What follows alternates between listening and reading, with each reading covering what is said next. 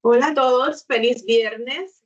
Finalmente estamos llegando al último día del mes de julio y cerramos este mes con el masterclass mensual que siempre hacemos. En esta ocasión vamos a dirigirnos, a enfocarnos en lo que son los tableros de CX y cómo leer las métricas de manera que no distorsionemos las decisiones que tomamos. Así que comenzamos rápidamente para aprovechar la hora para dar espacio a preguntas. La promesa de este masterclass, como siempre, estoy incluyendo siempre esto tanto en los webinars como en las masterclasses, porque me gusta dejar saber lo que pretendemos lograr en cada uno de los esfuerzos que hacemos. Así que al finalizar, como dice aquí, deben salir con herramientas para evaluar el tablero que utilizan en su empresa, los resultados, si se anticipan riesgos o simplemente se están acumulando datos, ya sea para incentivos o para cumplir un KPI o un requerimiento gerencial. También podrán distinguir resultados de lo que el cliente ya vivió y si hay condiciones internas para corregir esas situaciones que ya el cliente vivió. Y también vamos a incluir un marco de preguntas para ver cómo ustedes pueden aplicarlos a sus tableros internos. Así que básicamente con eso empezamos y esperamos lograrlo en esta hora. Siempre me gusta incluir quiénes somos para los que se conectan nuevamente o los que ven la grabación posterior al masterclass. Pues somos una firma consultora local enfocada en Customer Experience y Employee Experience y ayudamos a las organizaciones a trabajar con suscripciones para mejorar la experiencia. Tenemos 4 capacidades: consultoría, educación, como este masterclass. Trabajamos con data y estudios de clientes e igualmente estamos desarrollando aplicaciones y herramientas que pronto se estarán lanzando. Esta servidora, soy Linet Veguilla Torres, certificada por la Customer Experience Professionals Association, una certificación que ostentan muy pocas personas en el mundo. Aquí en Puerto Rico, por el momento, soy la única. Me gustaría seguir reclutando gente y que puedan certificarse como esta servidora, así que el que le interese también igualmente le puedo ayudar. Comencemos finalmente con el masterclass y quiero empezar con estas preguntas para que las anoten, ¿verdad? Y las tengan presentes para cuando terminemos puedan evaluarlas también y utilizarlas en su mirada ejecutiva de su tablero. Primero, tienes un tablero de CX. Y cuando digo de CX es que a veces tenemos tablero y le llamamos satisfacción o tablero ejecutivo, etcétera. Pero están enfocados en métricas de experiencia. ¿Cuántas métricas adelantadas o rezagadas tienen? Y esos conceptos los vamos a explicar también. ¿Y qué decisiones de acción inmediata realizan? Y eso tiene que ver un poco con las métricas rezagadas y adelantadas. También vamos a hablar de eso. Así que les dejo esas preguntas sobre el tintero para que puedan utilizarlas para evaluar su tablero. El tablero no decide. Aquí quien decide es quien trabaja con las métricas y quien trabaja y toma decisiones sobre ellas. Las métricas no hablan solas, requieren decisiones, requieren establecer periodos, requieren que igualmente segmentemos, creemos protocolos, comparemos y tengan propósitos sobre todo. Y esto lo hemos ido hablando en varias masterclasses, inclusive webinars, que no debemos tener tableros solo por cumplir o por acumular datos, sino también para accionar y tomar decisiones. Dos ejecutivos, por ejemplo, pueden ver la misma caída del Customer Satisfaction Index, pero sin contexto, pues podría atribuirse al equipo, ¿verdad? Y con contexto podrían coincidir en que necesitan tomar decisiones sobre el tiempo de espera. Así que eso también te dice cómo se debe interpretar. A veces tenemos dos ejecutivos interpretando diferente y tomando decisiones diferentes cuando posiblemente las interpretaciones diferentes puedan llevar a una decisión en conjunto. Y también errores ejecutivos que cometemos Por ejemplo, cuando hablamos de que se salte la observación a acción sin analizar el dato, sin analizar el contexto. O sea, que de momento vemos el número, necesitamos adiestramiento, necesitamos cambiar la política, sin mirar completamente el contexto, pues también podemos interpretar y accionar erróneamente sin tener la información o la causa raíz. Bien importante, ¿qué sostiene una métrica de CIES o qué puede sostenerla? Y aquí es bien importante que tengamos estos puntos bien claros. Primero, la dirección. ¿Hacia qué dirigimos la métrica? Si es para mejorar, si es para mantenernos estables o si se está, ¿verdad? Es medir deterioro. Esa dirección hacia por qué queremos la métrica, y siempre digo esto cada vez que hablamos de métricas, las métricas tienen que tener un objetivo, no pueden ser por tenerlas. Y por lo general las métricas reducen incertidumbre, pero no la eliminan. Así que tenemos que tener presente la dirección de esa métrica, la magnitud. ¿Cuánto cambió y dónde? O de lo que pretendemos cambiar, ¿cuánto y dónde? Puede mostrar que una percepción cambió, que una fricción se concentra en un canal o en un resultado, pero se puede desviar. Así que, ¿dónde? ¿Cómo lo queremos ver? ¿Cuál es el espectro completo que queremos incluir? También la distribución, qué segmentos, canales o los momentos. Siempre hemos hablado de eso también. Las métricas retratan un momento, en canal, en un segmento, no es todo, no recogen todo.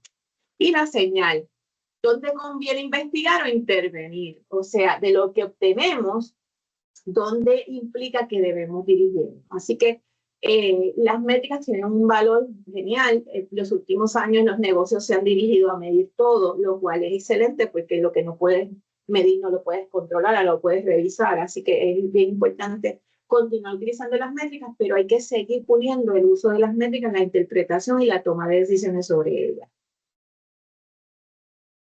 ¿Qué puede sostener una métrica por sí sola? ¿Qué no puede sostener una métrica por sí sola?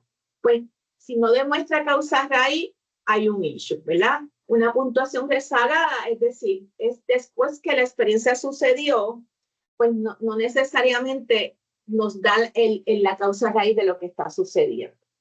La percepción puede estar influida por expectativas, las emociones, políticas, tiempo, precio, canal, etcétera. Así que toda esa percepción que el cliente va creando de la experiencia que vivió no sigue afectando, no necesariamente lo podemos medir y no necesariamente conocemos la causa real. No, las métricas por sí solas no explican automáticamente desempeño individual y eso lo atendimos en el webinar anterior. No podemos usar una métrica o dos para medir el desempeño de un empleado que no tiene muchos temas en su control y tampoco tenemos el contexto completo.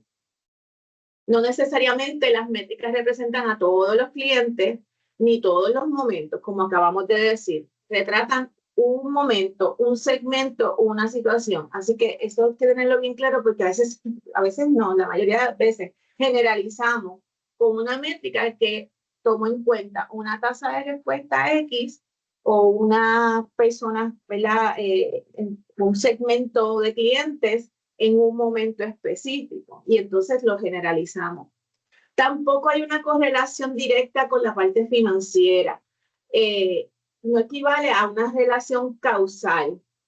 Puede ser una relación puntual, pero no es una relación causal. Y eso también hay que tenerlo presente porque a veces queremos proyectar crecimiento tomando en cuenta, por ejemplo, el NPS y el NPS no es una métrica de medir crecimiento.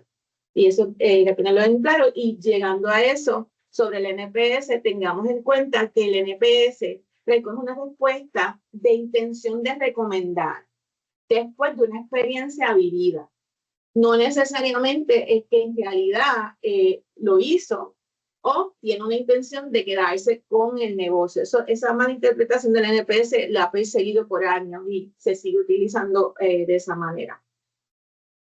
Puede ser un termómetro, ¿verdad? De percepción, lo podemos tomar como un termómetro de percepción. Como dice aquí, ayuda a observar cambios segmental y abrir conversación cualitativa, pero volvemos. no podemos generalizarla, utilizarla para proyectos de crecimiento del negocio. No debe tratarse como una métrica financiera igualmente, y es una métrica rezagada. Y cuando hablamos de métricas rezagadas y métricas adelantadas, pues son dos temas bien importantes hoy día que estamos mirando en las métricas cuando tenemos tableros ejecutivos. En inglés se conocen como laggards o rezagadas, y son las métricas de lo que ya ocurrió. Son las métricas de las cosas que ya vivió el cliente. Y las métricas adelantadas son aquellas que nosotros podemos ir mirando y podemos intervenir para ajustar en tiempo, ¿verdad? No real, pero sí en tiempo considerable para actuar y remediar.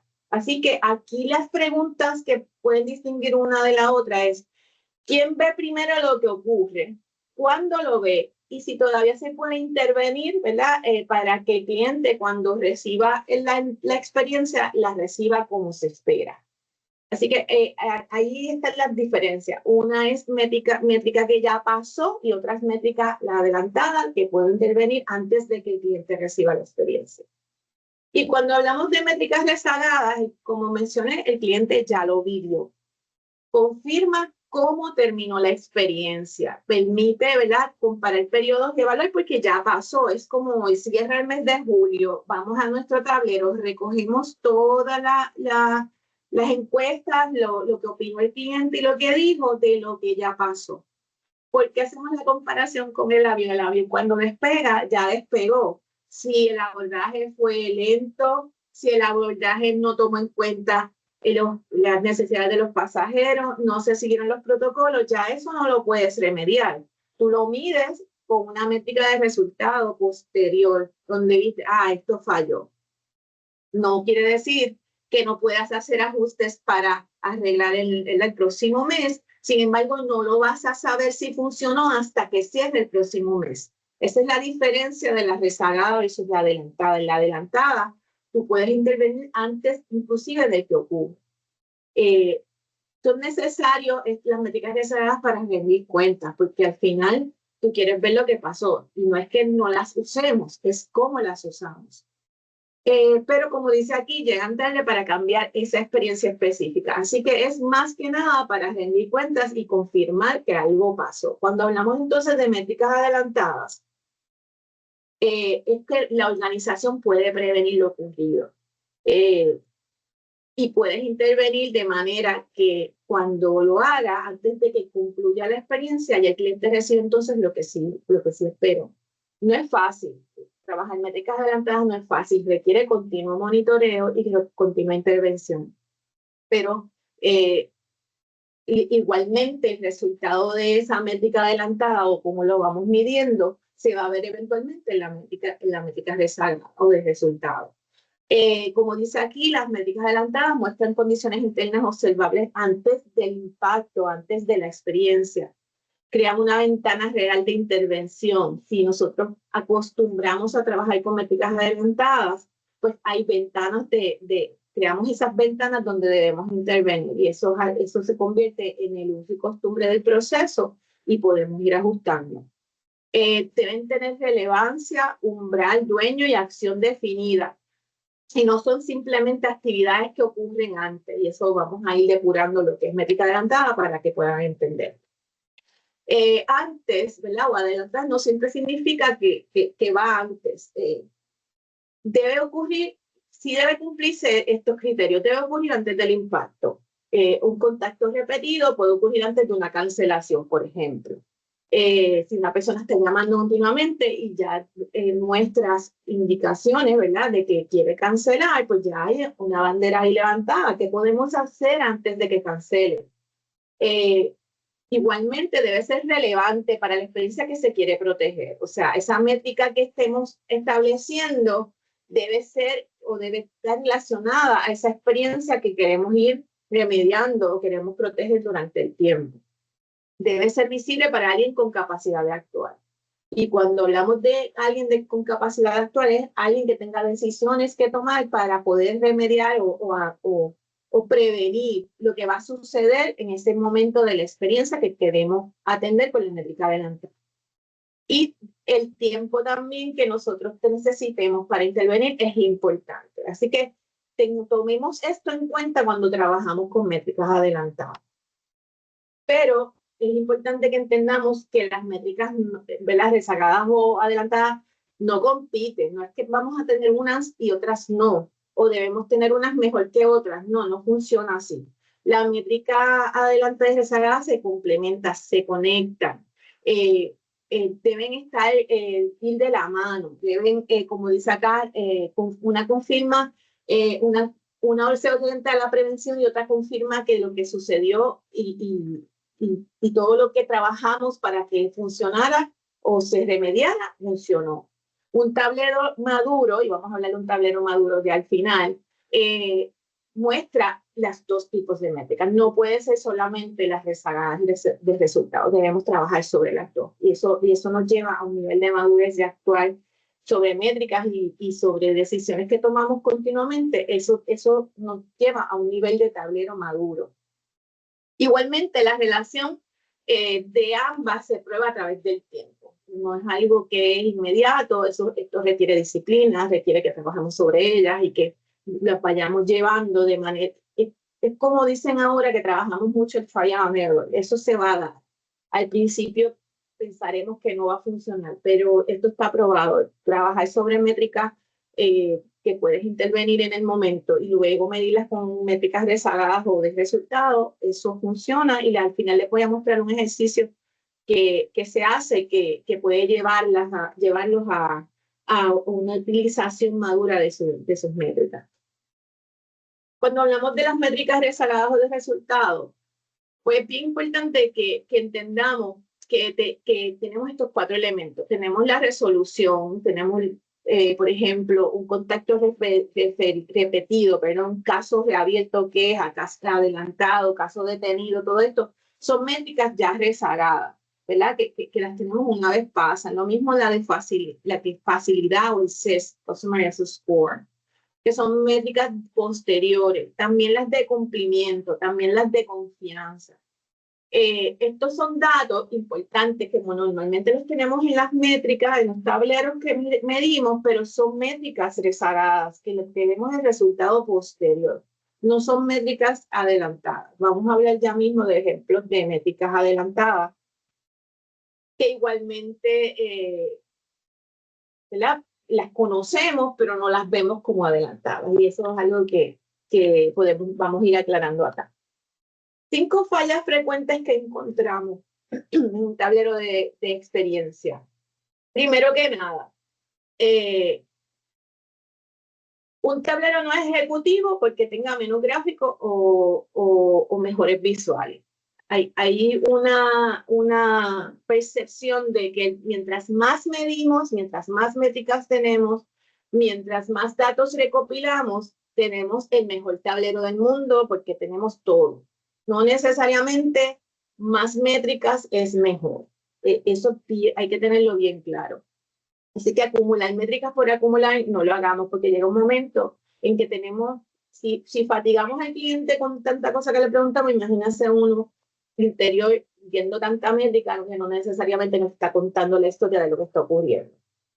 Si todo lo que muestra ocurre después del impacto y funciona como reporte histórico, pues no como un sistema de gestión y de administración y de gerencia, pues entonces también un error que tenemos con nuestros tableros. Mezclar NPS, tiempo promedio, ventas, capacitación en una sola pantalla, sin explicar relaciones, sin explicar ¿verdad?, el contexto completo, pues crea apariencia de control sobre lo que estamos haciendo y no necesariamente se está reflejando eso.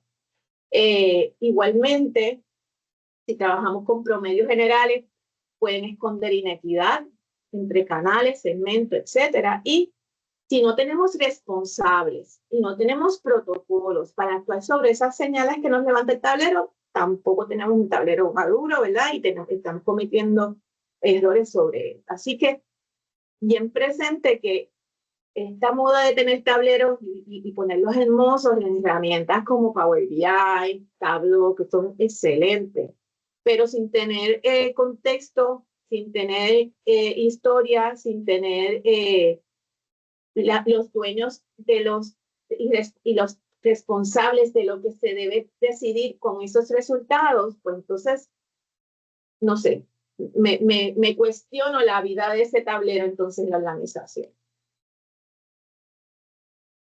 5 preguntas para construir entonces un tablero que permita decidir. Y aquí, ¿verdad? Le traigo esto como una herramienta y igualmente incluyo otras herramientas, pero les traigo esto como una oportunidad de revisitar su tablero y que le dé nuevo contexto, nueva manera de verlo.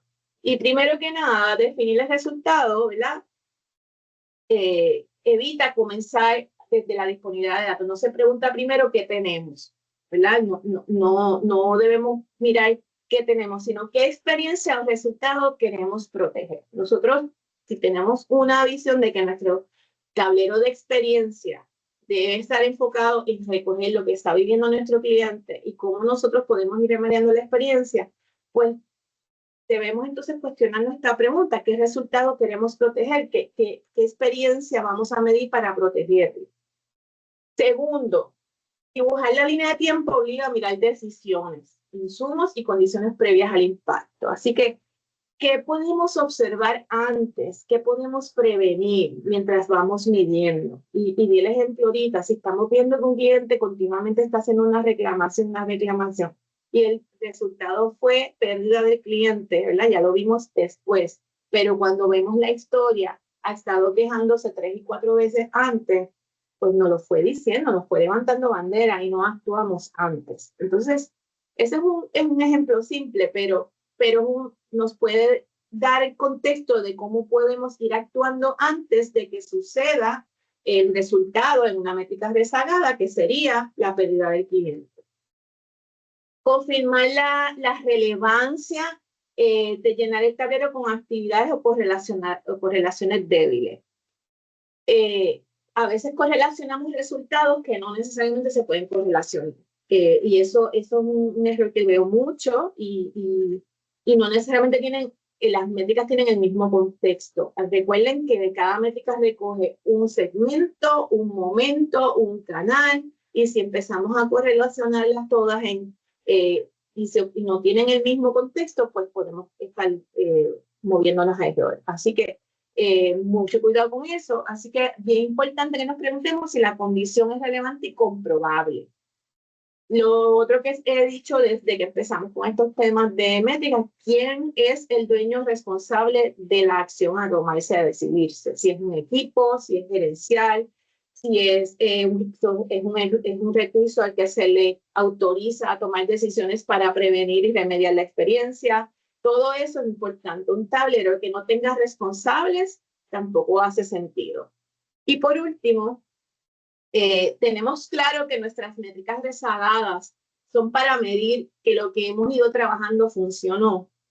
Ese es al final lo que queremos lograr, que nuestro tablero nos lleve a confirmar que todas las acciones que tomamos durante el journey del cliente, todos esos espacios que tomamos para actuar y prevenir, resultaron como esperábamos y como el cliente esperaba, sobre todo, para entonces medir ese resultado. Una manera de verlo con métricas formalmente, ¿verdad? Y hay 3 tipos de métricas que se trabajan mucho en lo que es el journey del cliente y la experiencia del cliente. Son las métricas de resultados, de outcomes metrics, que son las que normalmente vemos, son las más conocidas. Pero también están las perception metrics, que son lo que el cliente piensa, que son las que medimos en encuestas. Por ejemplo, la satisfacción, cuán fácil, etcétera, etcétera. Y las que son entonces lo que llamaríamos leads o adelantadas, que son las de interacción. Cuando el cliente está interactuando en cada punto de contacto y mientras está interactuando, estamos actuando, estamos monitoreando. Si está esperando mucho, si el tiempo que invierte en el sitio web es algo ¿verdad? Que monitoreamos y vemos y que Se puede buscar la manera de que el cliente encuentre lo que busca rápido. Errores que surgen en el proceso y etcétera. Así que cuando agrupamos nuestro tablero en los tipos de métricas y lo clasificamos en estos tres grupos de resultados, de percepción y de interacción, podemos ir entonces clasificando nuestro tablero a métricas leading o laggards o adelantadas o rezagadas. Sí, así que se conoce. Otra manera de trabajarla ya en un espectro mayor, ¿verdad? En un espectro más profundo, sería cuando vemos métricas vinculadas a toda la fase del recorrido y ciclo de vida del cliente. Estamos hablando de su journey, ya directamente en cada parte del journey. Y aquí vemos que cómo operacionalizamos todo el journey de una manera en que vamos a cada uno de los puntos de contacto, cada uno de los momentos, cómo estas métricas, ¿verdad? Impactan y podemos irlas recogiendo. Ejemplo, el tiempo de espera, la frecuencia de contacto, el número de quejas, tiempo de resolución, frecuencia de escalación. Ahí estamos operacionalizando y estamos monitoreando en el tiempo que ocurre y vamos actuando. Las métricas de percepción, que ya estamos viendo resultados y podemos ir entonces actuándolas al ciclo de vida del journey. Las métricas banderas, aquí tenemos un ejemplo de métricas banderas como NPS o el CSAT.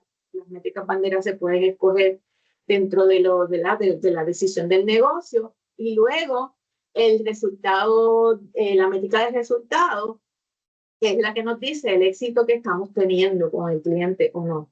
Así que esto es una manera de operacionalizar ese tablero atado al Customer Journey del cliente una vez tengamos definido todos los momentos que vive nuestro cliente. Al final, si hay alguna pregunta sobre esta parte, pues la podemos atender.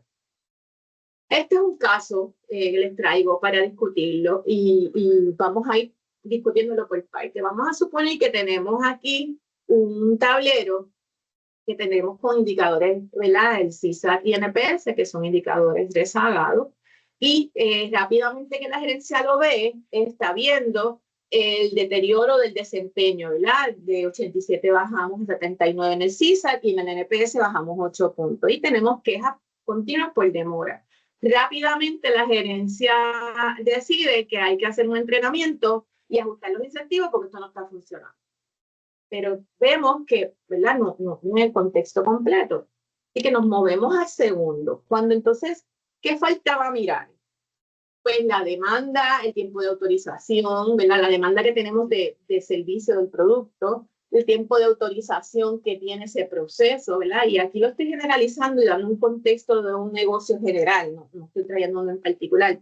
Este ejemplo, pues tiene tiempo de autorización de sus protocolos, tiene casos detenidos, tiene errores de sistema, hay rotación de su gente y hay poca calidad o pues calidad estable en la interacción. Entonces, ya no es lo mismo, ya no es nada más ver CSAT y NPS, ya estamos viendo un contexto más amplio, donde nos está diciendo que hay un cuello de botella antes de ofrecer el servicio. Entonces, pues vemos, son dos métricas rezagadas o dos tableros rezagados, pero nos están dando mayor contexto. Cuando nos vamos a lo siguiente, ¿verdad? Y es cómo íbamos a intervenir, empezamos a diseñar cómo vamos a intervenir, ¿verdad? La organización puede ver la presión antes de que el cliente reciba una demora o que tenga que reclamar. Si estamos viendo eso, estamos viendo un backlog, ¿cómo atendemos ese backlog? ¿Cómo entramos antes de que se concluya la experiencia y tengamos una intervención con el cliente? Cuando vamos en el umbral, cuando hablamos del umbral es ese valor mínimo que vamos a establecer para entrar a actuar.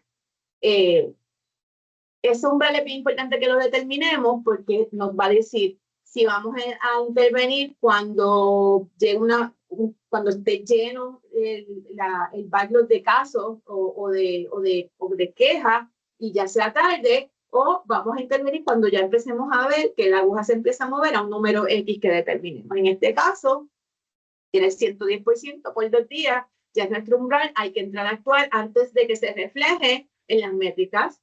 ¿verdad? Que estamos viendo en el encuadre 1. El dueño, ¿quién le toca hacer esto? Si eso no está claro en la organización, va a crear fricciones, que nadie se va a hacer responsable, o si ahora se hace responsable un grupo y mañana otra persona, pues no hay concordancia, se presta error y se presta error. Las acciones que van a tomar, van a redistribuir, a autorizar, a cambiar el proceso de autorización para que sea más acelerado, van a redistribuir las tareas y van a trabajar con comunicación preventiva.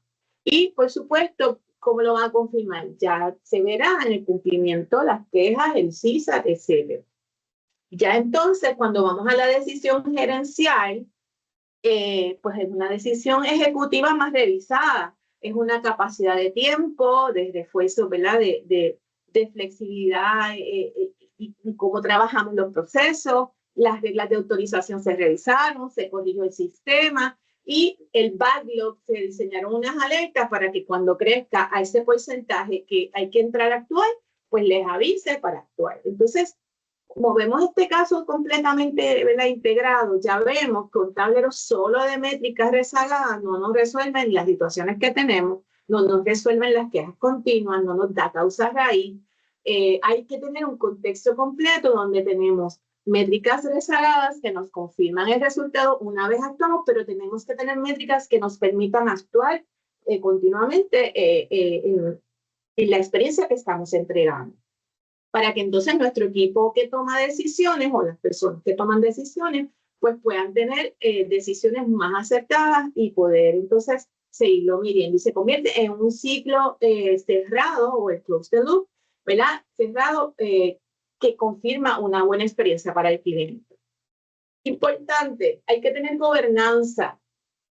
No puede ser que las métricas las tenga un departamento y que el otro no lo vea. Las métricas de CX no son solo para CX, es para toda la organización. Los resultados no pueden estar solamente administrados por la gerencia y no dejarlas ver al equipo. Las métricas se comparten, tienen que estar visibles.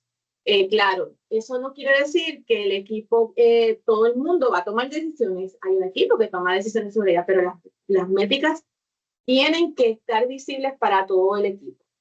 Ojo con esto, he visto también empresas que ponen las métricas visibles en un lobby, en un showroom y también las ven los clientes. No es para que los clientes la vean, es para que los equipos internos la vean. No, los clientes no entienden eso y no van a entender qué estamos proyectando, inclusive lo pueden malinterpretar, así que cuidado con eso. Cuando vamos a mirar todo el contexto de que CX puede facilitar, integrar la voz del cliente, cuestionar interpretaciones, o sea, nosotros como departamento de CX o como consultoría de CX podemos facilitar todo esto al equipo que está trabajando con las métricas, pero la realidad es que la medición de experiencia es de toda la empresa. Y, por ejemplo, cuando hay análisis ejecutivo, pues debe enfocarse en excepciones, hipótesis, decisiones, seguimiento, etcétera. No leer todos los números de la pantalla, ¿verdad?, por leerlos, sino que tiene que haber contextos, como siempre. Así que bien importante estos 4 puntos de que cada métrica necesita propósito, y esto lo hemos dicho en los últimos webinars y masterclasses. Cada métrica necesita propósito, cada alerta o situación necesita dueño o responsable.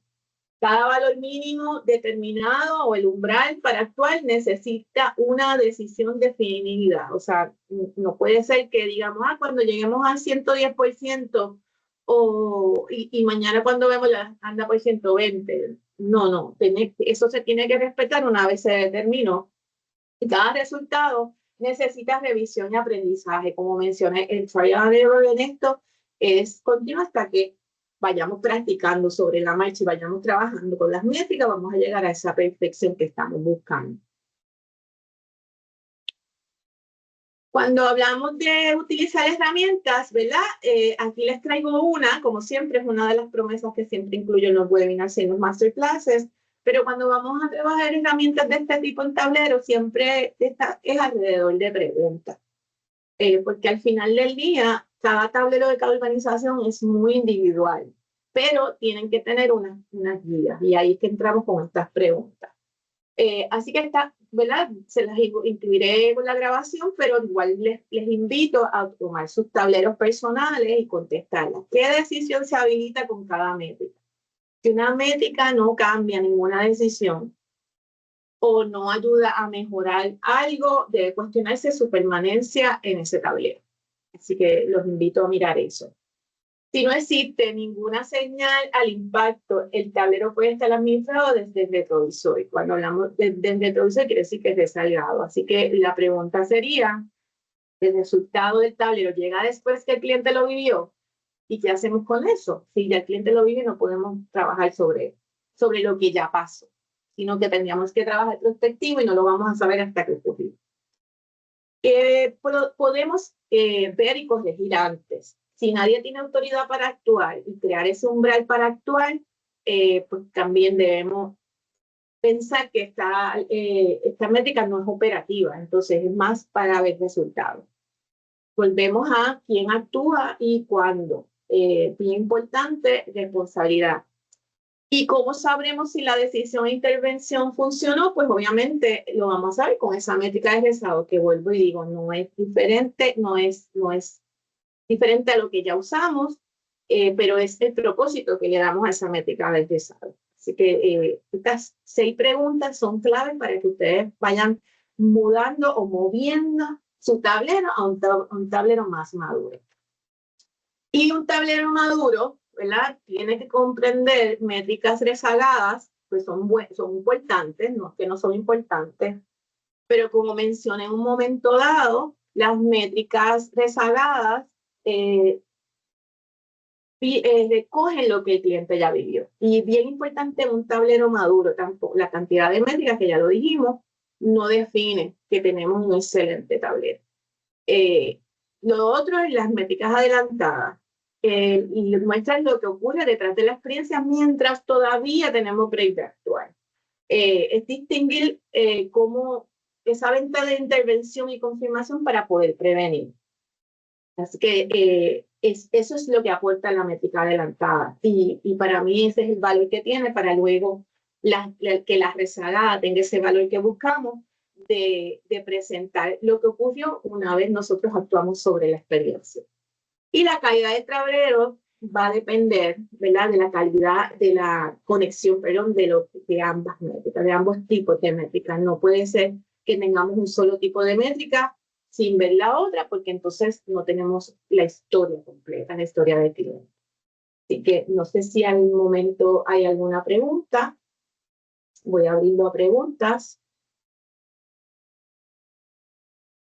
Voy a abrir entonces a preguntas. Si alguien tiene, me gusta escucharlos, a ver qué dudas tienen. Saludos, Hola.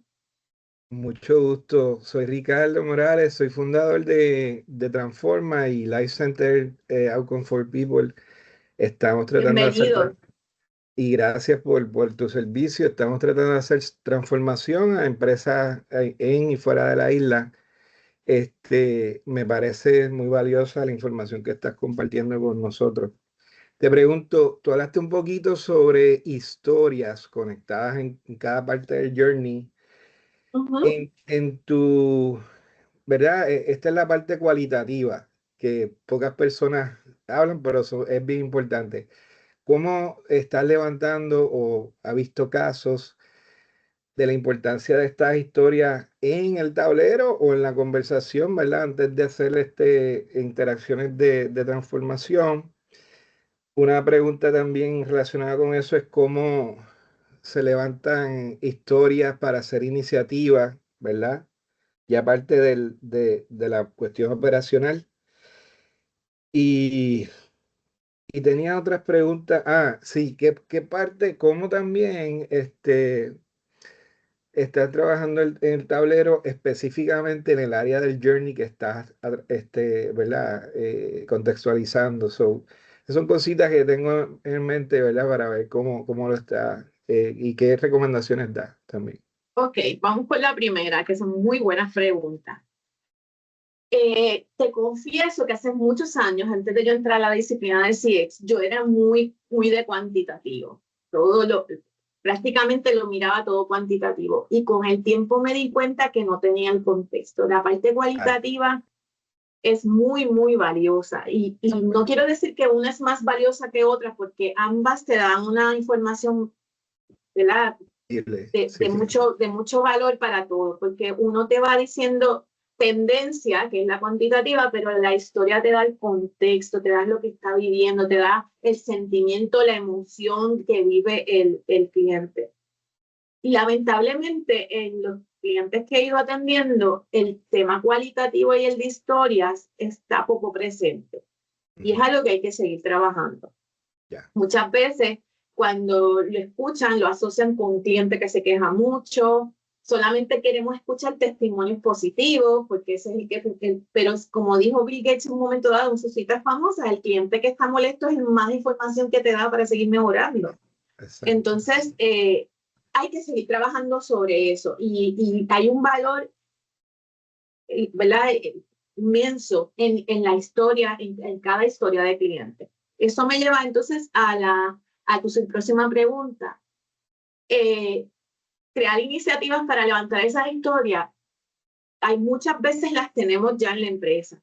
Cuando enviamos encuestas y tenemos preguntas abiertas, ahí hay, y el cliente ¿verdad?, se toma el tiempo de contestarlas, ahí hay historias.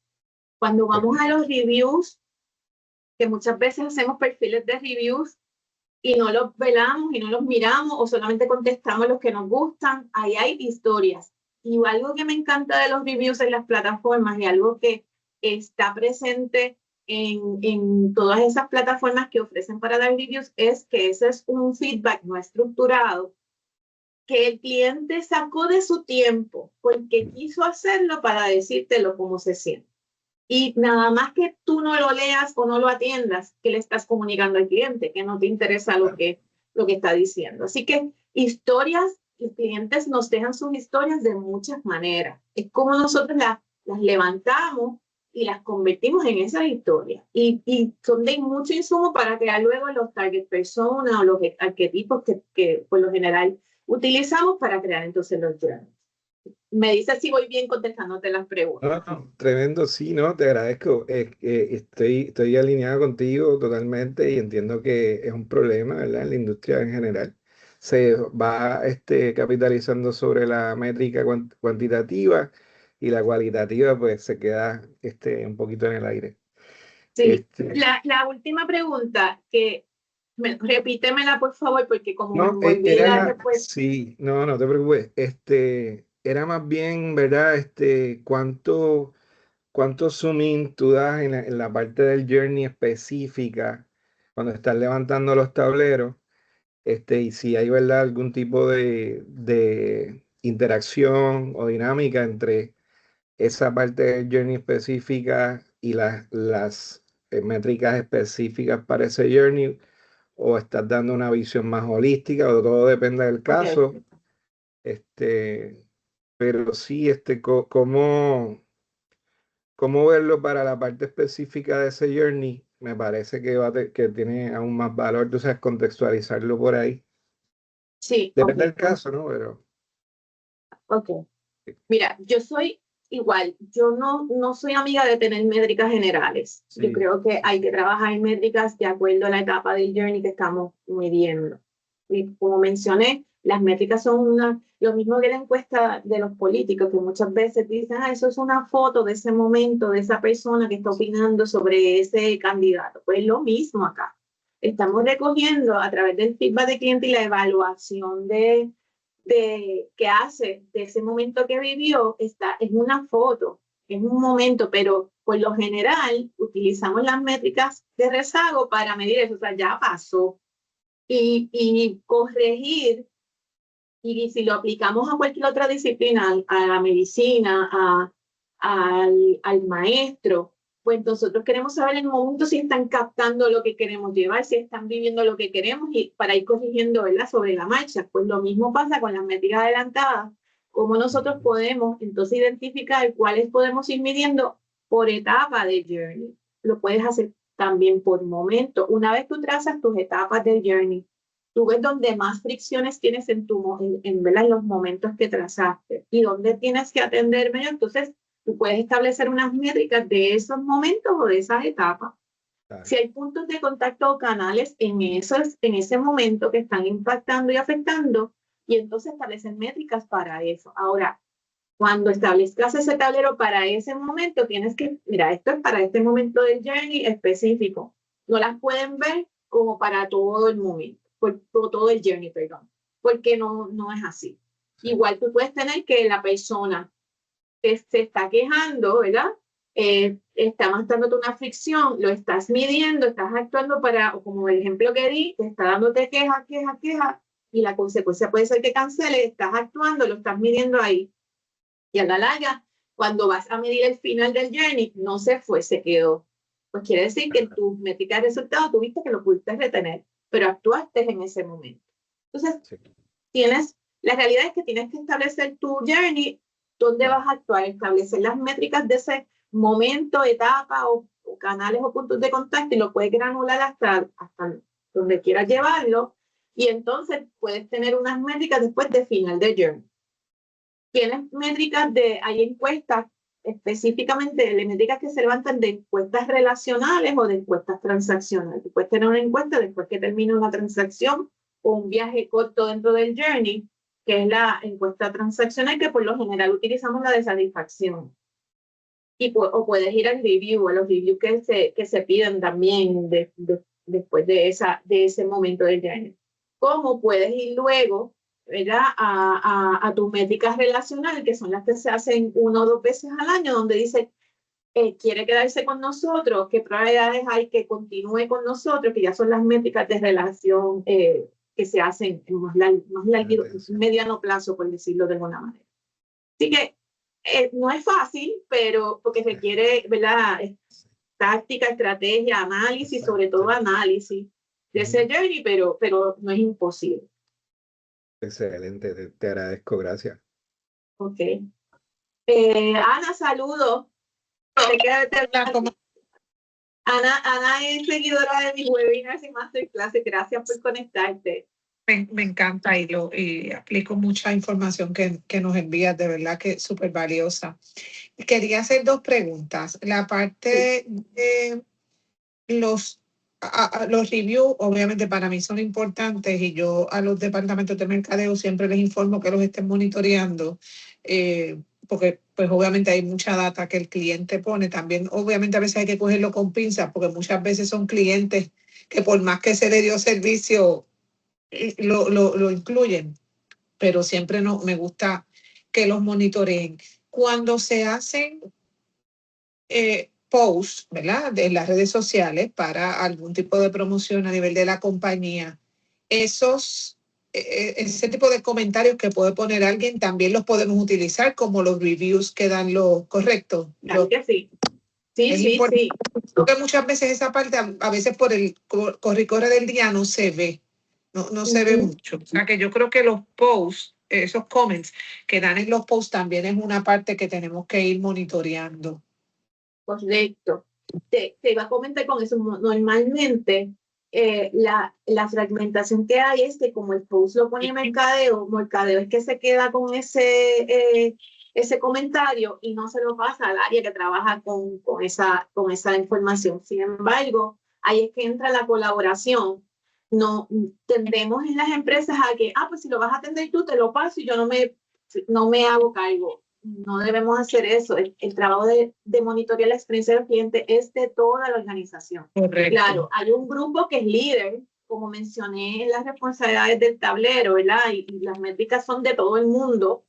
La experiencia del cliente la ofrecemos todos somos responsables. El grupo de CX es el líder que administra, no es porque si decimos eso le toca a CX, pues entonces estamos fragmentando la experiencia del cliente. El cliente no ve la experiencia por departamento, ni por área. Eso no es lo que recibe, ¿verdad? Piensa que por eso es que a veces cuando te conoces, tú trabajas aquí y te empiezan a hacer preguntas no necesariamente de tu área, porque están pensando en la experiencia completa. Pues es lo mismo. Nosotros internamente, todo lo que es información del cliente debe trabajarse en colaboración.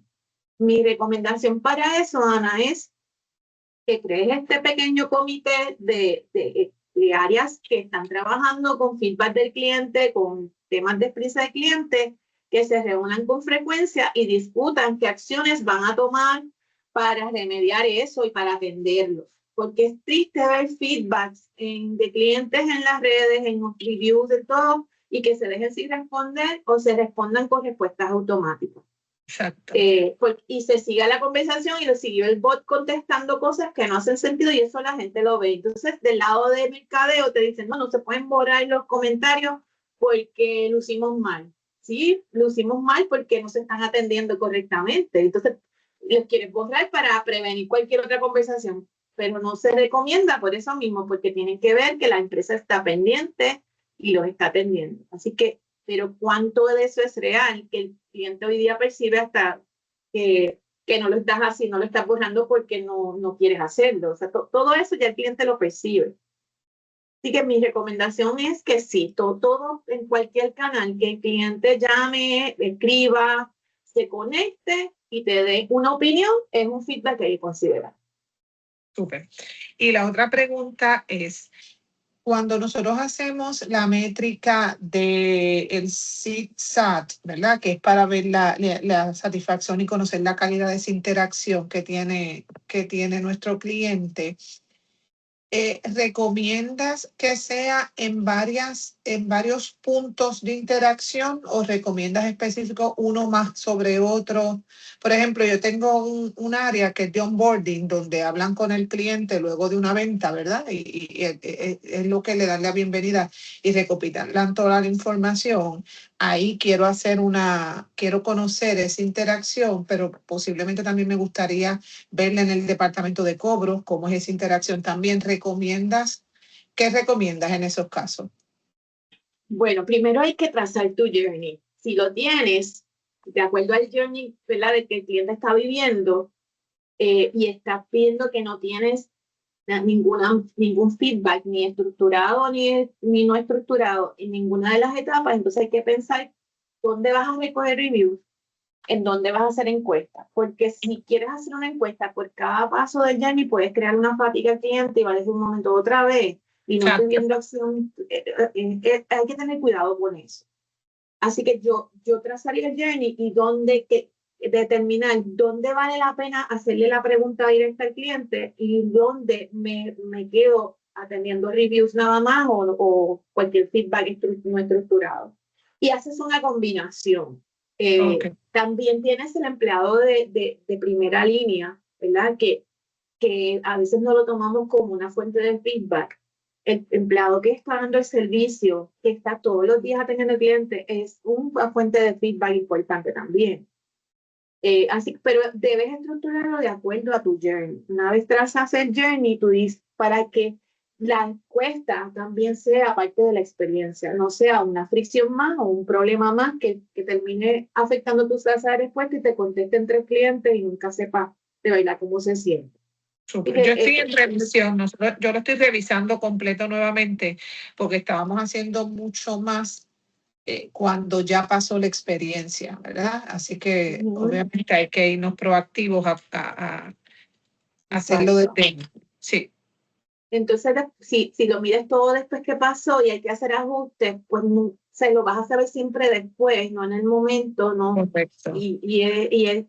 Hay que ver cómo convertimos eso en acciones más rápidas. Así que de acuerdo contigo, hay que mirarlo, hay que cambiar ese punto de vista, esa visión de hacerlo todo después y versus hacerlo no, ongoing. Sí. Muy bien. Y validando eso un poco en esa misma iniciativa, Ana y Linet, que cómo se recoge esa información con tu asociado. Es bien importante. Una cosa que nos han funcionado a nosotros es hacer one-on-one con cada asociado relacionado en esa etapa. Ahí se recoge muchísimo. Entonces, se va también trayendo, ¿verdad?, la visión de la experiencia que afirmamos, ¿verdad?, para un futuro. Y se crea una relación buena entre, ¿verdad?, a nivel operacional, a nivel de la experiencia, o sea, todas esas relaciones Se alinea también un poquito a la visión final de la experiencia que se quiere tener. Se va tomando conciencia, ¿verdad?, de cuán importante es para la gerencia la experiencia que se quiere llevar. Y se va recogiendo mucha información valiosa y las personas que después te van a llevar la iniciativa en esa parte del journey, porque conocen lo que están haciendo. Son cosas valiosas. No, estoy de acuerdo contigo. Eso también ayuda a que el empleado sea parte del proceso. Ayuda en lo que es la experiencia del empleado, que también es importante dentro de este proceso. Un empleado que se siente parte de, te va a ayudar a ejecutar la experiencia que tú quieres que tu cliente tenga. Sí. Y el que los tomes en cuenta le da un valor bien importante, porque entonces están co-creando contigo lo que va a ser esa experiencia que la organización quiere tener. Así que, de acuerdo, alineada a que ese empleado de primera línea, que está facing al cliente, que está de frente, tiene un valor incalculable. Muchas veces lo subestimamos, ¿verdad? Porque pues, tiende a ser el empleado que le pagamos el mínimo, pero sin embargo es el que está representando la marca, el negocio, la promesa de marca que estamos publicando allá afuera, es el que la representa. Entonces tenemos que reevaluar cómo lo atendemos también. A mí me ayuda mucho a tomar información de los chats. El equipo de experiencia del cliente tiene obviamente chats con los clientes, y cuando nos escriben que están súper agradecidos, contentos con el servicio, pues entonces nosotros obviamente reunimos al equipo, se lo decimos, eso los pone a ellos bien contentos, porque obviamente se les reconoce el trabajo que están haciendo, y en esos chats también hay mucha información. Sí. Donde el cliente escribe constantemente, hay mucha información también. Sí, no, hay múltiples canales uno de los webinars que ofrecí donde hablamos de dónde se recogía feedback, donde menos te lo imaginas hay feedback, y cómo nosotros lo utilizamos y lo accionamos es la clave, es como debemos trabajar. Muy bien, pues nada, estas masterclasses son de 1 hora, no pretendo retenerlos más, pero sí los invito a que, ¿verdad? Creo que Ana ya está en el sí. Chat. Sí. Así que, Ricardo, te invito a que te unas. Este chat, yo no molesto mucho. Yo ahí lo que hago es que pongo... No, es que a veces yo estoy en muchos chats y entiendo. Yo normalmente pongo el itinerario de los webinars y los masterclasses, algunos artículos que escribo, los invito a la plataforma, y cualquier información de relevancia de aprendizaje, pues lo incluyo en este chat. Así perfecto, que bienvenido, que te puedas unir. Y tan pronto publiquemos este masterclass, pues también lo dejo saber. Sí, buenísimo. Y dijiste al principio que ustedes, ¿quiénes dan los cursos y cómo uno se certifica como customer? Bueno, en el caso de la CXPA es la organización global que alberga a los profesionales de la experiencia del cliente en el mundo. En Puerto Rico estamos trabajando una organización igual que no estamos, ¿verdad?, caminando a afiliarnos a ellos, así que también les puedo dar información sobre ese grupo. De hecho, estamos planificando ya lo que es el CX Day para el 6 de octubre, en un día de conferencias en el Centro de Convenciones. También le puedo pasar la información.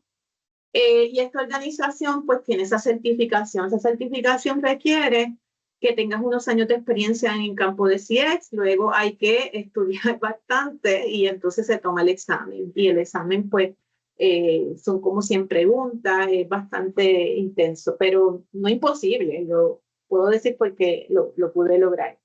Y uno aprende mucho. También te relacionas con otros colegas. Por lo menos les invito a hacerse miembros, porque ya con eso tienes acceso a mucha información que ofrece a nivel global, que es la CXPA, cxpaglobal.org. Pueden entrar ahí, se pueden hacer miembros. Por favor, si se hacen miembros, me dejan saber, porque estoy tratando de tener contacto con las personas que se hacen miembros en la organización. De ahí te lleva, una vez te haces miembro, te lleva a un chat de comunidad. El mundo entero que es miembro de la organización escribe ahí. Y así que por ahí es que uno se va uniendo y sigue aprendiendo de colegas, etc. pero lo que voy a hacer es que en el chat de Aprende les voy a poner información local del grupo que estamos conectándonos localmente. Y ese grupo que se está conectando localmente, ¿también hay que hacerse socio? No, el momento, lo que estamos haciendo local es el que quiere unirse. No estamos en esa fase todavía. Ok. Súper. Muy bien, pues nada, me encanta haberlos tenido.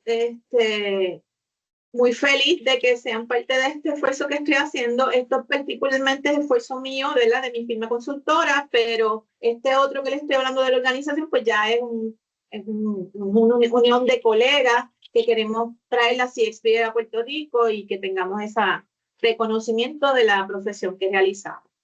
Ay, súper, eso estaría maravilloso, de verdad. Y gracias por todo el esfuerzo y todo lo que haces, porque es espectacular. Muchas gracias.